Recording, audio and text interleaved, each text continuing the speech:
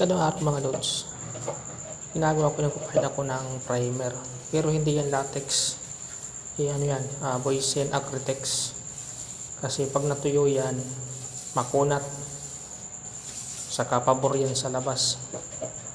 Kaya minsan kasi ng latex medyo pumuputok minsan, so yan hindi, kaya amoy nga lang. So pagpapahid, tamang ano lang, taas baba ka lang, makita mo lang siyang walang tumutulo, saka yung guhit ng roller, dapat yun lang minawala mo.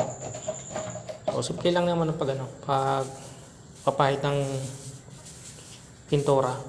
Saka ko kasi kinasanayan ko lagi akong may stick na ganyan na hawak ko pag ako nagpipintura, lalo kong kisame, kasi para hindi na taas baba, para maluwan sa trabaho rin.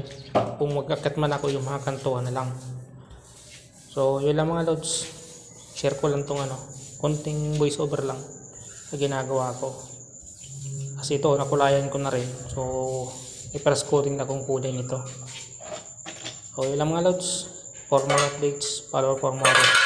Thank you sa lahat ng manood ng video na to. God bless us all. Marami pong salamat sa inyong lahat.